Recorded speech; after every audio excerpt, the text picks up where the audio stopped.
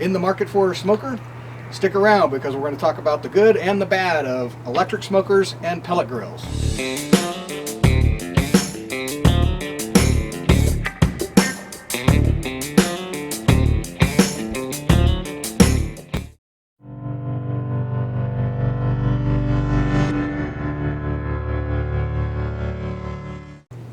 Welcome to Rough Riders, I'm Jay Taylor. Today we're talking about smokers.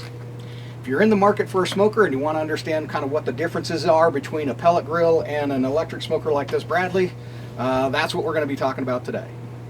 So about 6 years ago, I bought my very first smoker. It was this Bradley electric smoker here. And I bought it on the advice of a friend of mine that's a pit master. I did a review of that. I'll post a link to that in the video. But it's been a great smoker for me for the past 6 years. But I got friends and family that have been using pellet grills for a few years now, and they rave about them.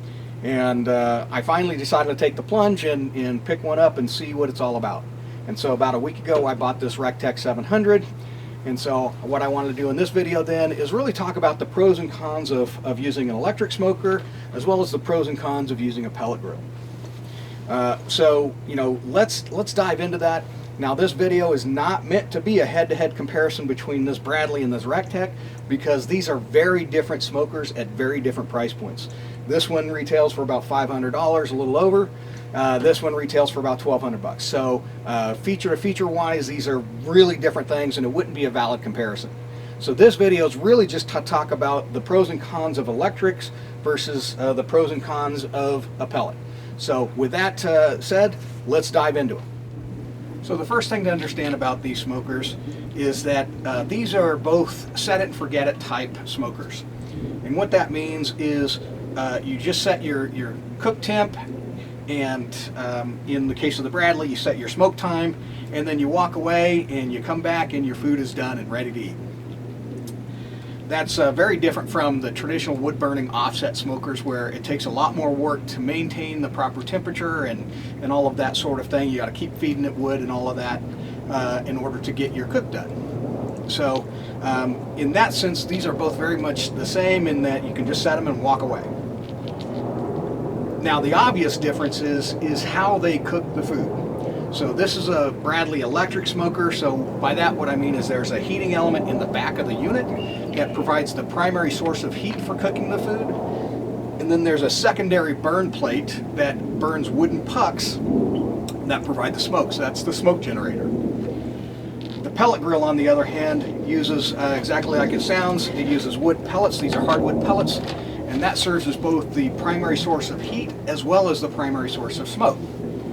So how they get things done is a little bit different. Now, with that said, the next obvious difference then is obviously the size and the shape. So you can see this is a cabinet style, where this is more of a grill style. And where that comes to have an impact is in the types or the sizes of food and meat that you can smoke.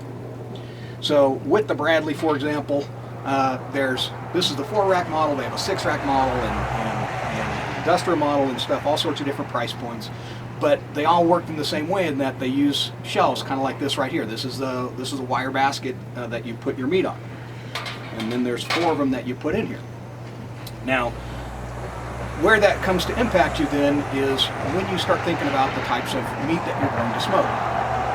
So, for example, when I do ribs, I cut them in half. A rack of ribs, I cut them in half, and then I put each part on a wire basket and put it in there to smoke. Where with a grill like this, even the smaller size grills will generally hold the full rack without having to cut it in half. So it's not a real big deal to cut your rack of ribs in half. It doesn't really affect your cook time or your smoking or anything like that. Where you start to get impacted then is when you start doing larger chunks of meat, for example, like a brisket. So what I found is with my Bradley here, I can get to a 10, 11 pound brisket into the Bradley on a single shelf. I crunch it up a little bit and it fits just fine. Now, if you start going above kind of 11 pounds, 12 pounds, then you start having to do some magic in order to get things to fit. for example, there's been times where I cut a brisket in half, separate the point and the flat, and then I put the point on the lower shelf, I put the flat on the upper shelf, and smoke it that way. Last time I did a brisket in here, I did it was around a 14 pounder. I created a big ball of foil and draped the brisket over that and then put it on the shelf, and that's how I smoked it. So it starts to get a little bit cramped when you deal with larger cuts of meat in this cabinet style smoker, where with the grill you really don't run into that. The other thing I think that is important to recognize between these different types of smokers is that this is really just a smoker only. The max temperature that it can get to is, I believe, right around 280 degrees, where this Rec-Tec, and what you'll find with most of these pellet grills, is they're a little more versatile in that sense, because like this one here, for example, can get up to 500 degrees. And so not only can you do low and slow and use it as a smoker, you can crank the heat up and use it as a grill for grilling burgers and things like that. And because it's not because it's an indirect flame, not like a gas grill where you've got a direct flame cooking your food, you can actually use this as an oven. For example, if we're doing like pizza, so it can be a pizza oven as well. So you've got a lot more versatility and flexibility in a pellet grill type smoker. I think the next thing is to talk about kind of the fuel source and all that kind of stuff. So as I said, the Bradley uses those pucks, and you can find those on Amazon and places like Cabela's and stuff like that. But the availability of those pucks is generally a little bit harder to find than, for example, pellets. Pellets you can get almost anywhere. They got them at Lowe's and Home Depot. They've got them at places like Academy and some sporting goods stores that sell grills. You can get them online. There's all sorts of different sources of getting the pellets. So in terms of getting fuel source, it's easier to find fuel or find the pellets for the pellet grill than it is for the Bradley. The cost is another factor to consider when you're thinking about the Bradley versus a pellet grill, because the Bradley pucks, they generally run more. They're more expensive. So, for example, currently a 48 count box of pucks, depending on the type of wood you're buying, runs about $26, $27. You can buy them in bigger boxes, so you kind of like buying in bulk.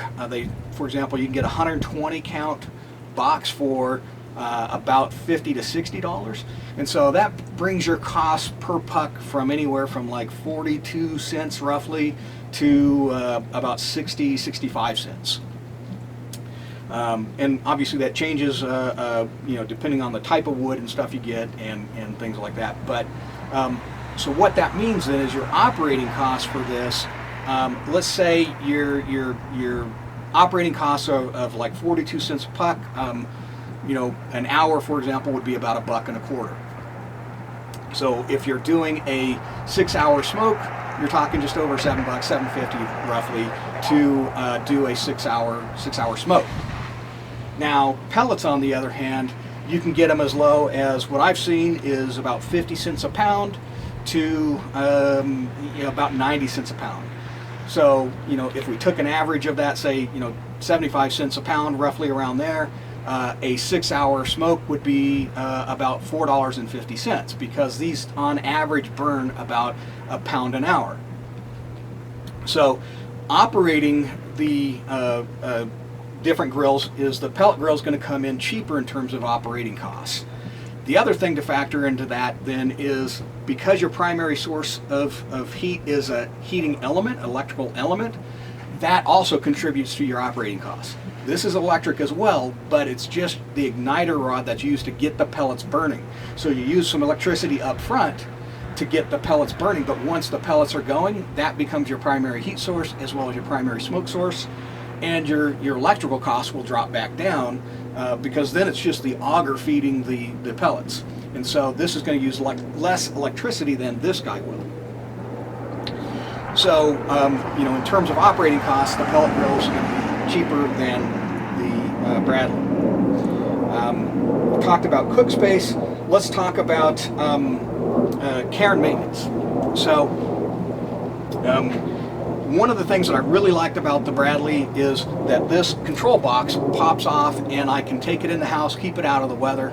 That was a really important buying decision for me when I was shopping for my smoker, because at the time I bought this I was living in Austin, and the summers there are very hot and humid.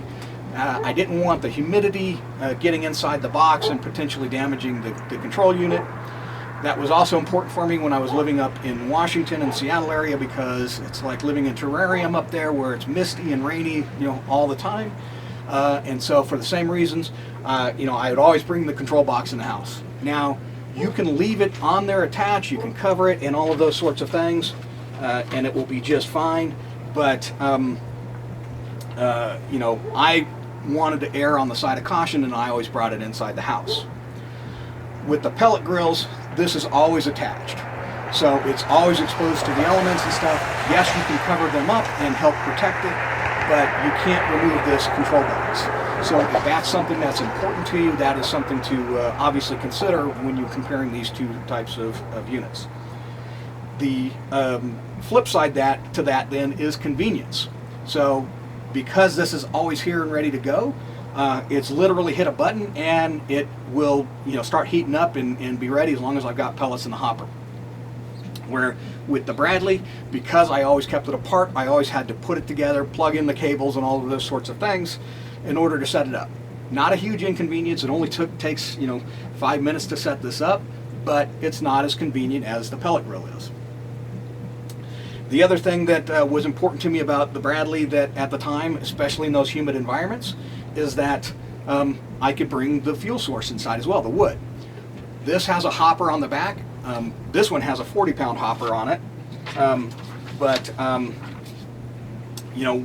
Once you put wood in there, that wood is now in that humid environment and stuff. So, in those places where you've got a lot of humidity and moisture and stuff like that, those pellets run the risk of potentially getting wet and soggy, and that is really, really bad for these pellets, and can cause you a lot of problems. So that's another thing that I liked about the Bradley that is a drawback or a con on the pellet grills.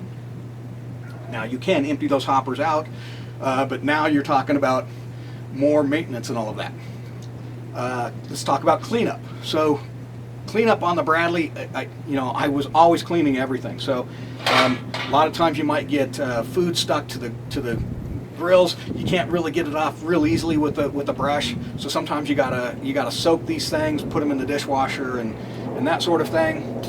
Your drip tray. This is your drip tray, so you can see it's got louvers and stuff on it. That makes cleanup a little bit more challenging as well with those drip trays. Again, you kind of have to soak them because some of the drippings and stuff will bake on there, and you can't just kind of take a scraper and scrape them off. Where cleanup on a pellet grill is a little bit more simplified, right? Because it uses a standard grill grate, so you can use a grill brush to clean the grill brush or clean the grill off. The heat diffuser and the drip tray is a nice big open stainless steel sort of thing. You can just take a scraper right to it and clean it off. So cleaning up is pretty easy, and then you just bring out a shop vac and suck up all the ash and everything, and you're good to go. So cleanup is a little bit different on the two units as well. I wouldn't say there's an advantage of one over the other, but I will say that this is the Bradley's probably just a tad more work because you do kind of have to soak things in order to get everything off. Let's see, what else do we need to talk about?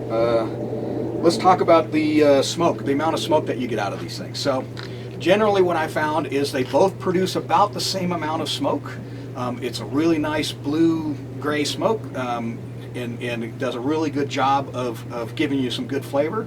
But as I said earlier, it's not the same as a traditional offset wood smoker, right? So if your expectations that either of these is going to produce the same amount of smoke as a traditional stick burner, it's not going to happen. They'll both give you a nice flavor, but you can't beat a stick burner.